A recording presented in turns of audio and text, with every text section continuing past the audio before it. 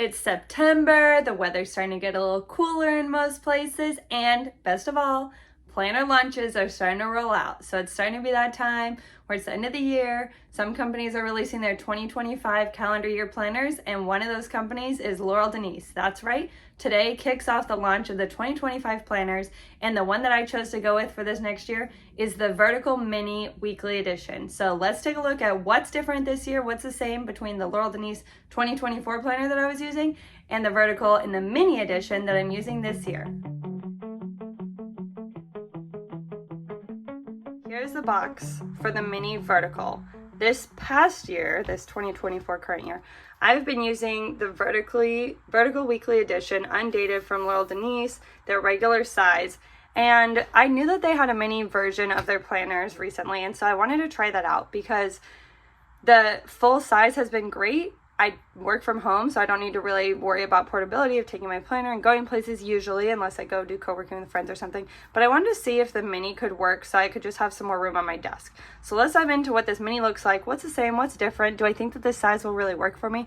Let's check it out. So I already took it out of the box, as you probably saw at the beginning of this video. But I wanted to show you that this box is really nice. It's pretty. When you open it, it comes with tissue paper, and then your planner is in bubble wrap. So this is really beautiful here. So it comes in a really nice box. If you're someone that likes to keep boxes, you'll keep it and use it maybe to store your planner at the end of the year if you like to keep those for memories. So here is the Mini Vertical. There are a few different cover options. I really liked this like emerald color. I think that it's classy. I think that it's great for the new year when we'll be starting in January. It just kind of has that winter green feel. Similar to past years, we do have the O-ring coil here, so you can see that. I'll show you how the other one compares. So same thing, it looks like the color is a little bit more bronze, and I'm not sure if that's for all of them or if it's on the smaller versions, but it's a little bit darker, but I like it either way. I'm not a huge fan of the O-ring coils normally in planners because it can be hard to like flip through, but I don't usually use this planner to flip all the way over and write on it, so it hasn't been a problem for me at all. But you can see immediately the size difference here. So there's quite a difference in the height and the width of these planners, which I love because now I'm hoping that this will be, again, just easier to be able to use at my desk. The other thing that you notice immediately is that they've moved their branding here to the back. So they did move it on the back, which they've joked about that and how it looks so bare on the front now, but I love it. I love the cleanliness. If people want to like cut out vinyl, they can do that. They can personalize their own. But here we go. So it has moved to the back. It's on the bottom. Looks very nice and clean and professional. Now you can also see that already it looks like we're getting two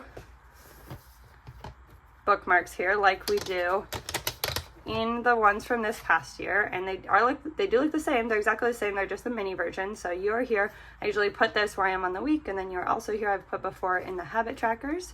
So those come with your planner. You have a pocket here, same as the full size, same as this past year. You still get the pocket, which is great.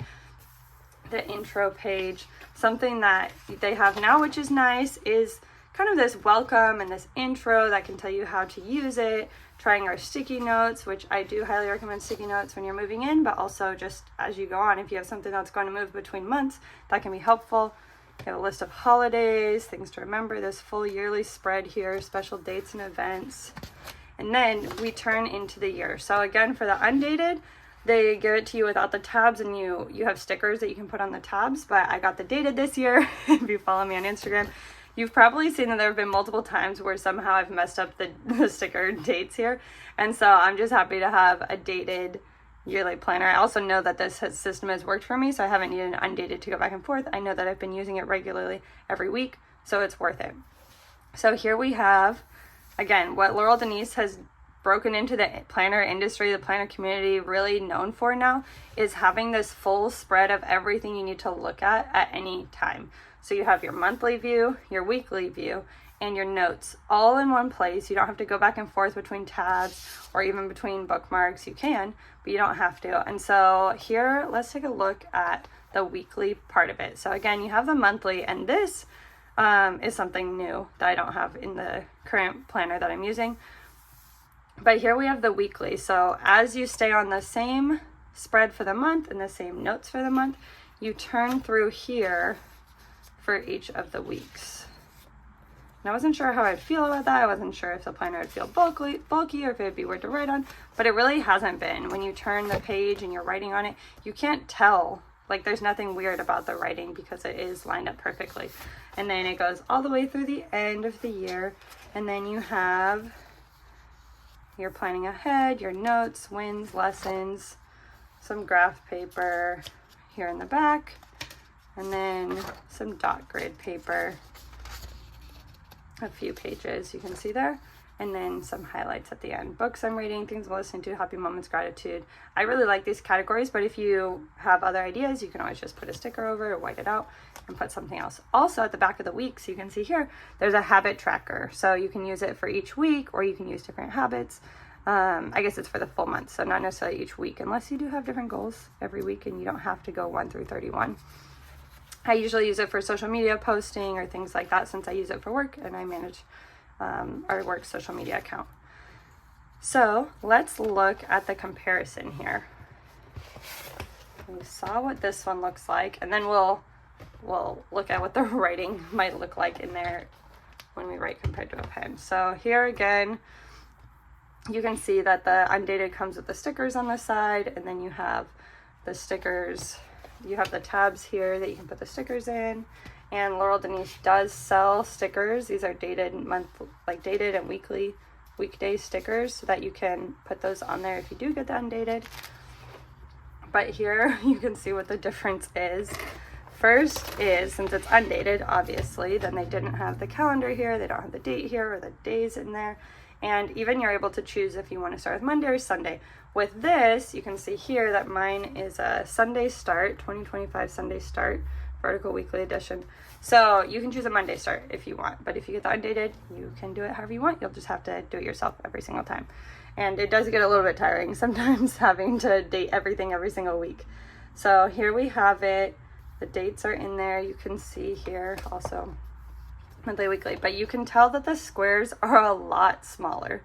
The columns are a little skinnier, but I'll tell you that these are already kind of thin, that it's hard to write in. And the rows are a little bit trickier to see here, but let me see if I can line it up. There you go. The rows are actually the exact same size, so that's good to know. I didn't know that. It looks like there are just 1, 2, 3, 4, 5, 6, 7 less rows. So normally what I do in my planner is I break it up into sections, and then I have different areas of work that I'm working on every single week. It's different teams that I work with or different coworkers that I work with, their projects. Then we'll do that. So in this one, I'll probably just use one less one. Like maybe I won't put social media as its own category, and I'll just put it up here with the other stuff. That's one of my categories I usually have. So maybe I'll just put it up here with important dates and reminders and priorities and stuff. But that's good to know that at least the height is the same. So you might just have to abbreviate more or something if you use it that way. To do, you can see the to do this week still has, it looks like the line was removed here, unless it's like that in other data planners. And then the dot grid again, looks like they're the same size dots. These are a little bit darker. Same size dots, size like squares. So you still have plenty of space to write in this one here. So that is how these spreads compare. So normally I have a lot of space. I forgot to mention this, that there is a pocket at the back. You might have seen it. There's a pocket at the back, so feel free to put things there. I usually put my sticky notes there. Let's see if I have them here. Yes, I have some sticky notes here. So I usually will write on something here and then keep it on this month if I'm not sure that I'm going to finish it this month, and then I can just flip it over and switch it over to March if I want to for that. But we can see, I'll show you what a test looks like here of writing in the planner.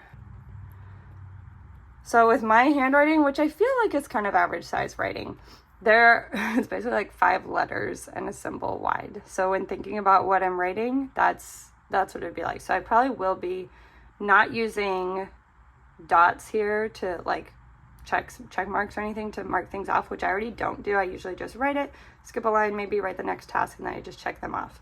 So that's what it is. Also, I forgot to mention this part here where you can either write the hours if you want to have an hourly planner, or you can write topics. That's what I do. Again, I would have this section and then I would just write sideways and write social media, or however you want to organize this. Some people have gym, meal prep, whatever you want. Then that is how you can use this space if you would like to be able to plan things out. Otherwise, a lot of people use vertical planners and they just plan however they want. They might put their appointments up here, they might put what stuff they have to do, and then they might put their meal prep at the bottom. No rules. That's a great thing about planners like this. But that is everything, I think. So that's the layout for this year. Very similar layout, which I'm very happy about. I'm just going to be trying this. So again, follow me over on Instagram, Planner Brit, if you want to see how I'm using this throughout the year, what it looks like with handwriting, all of that fun stuff.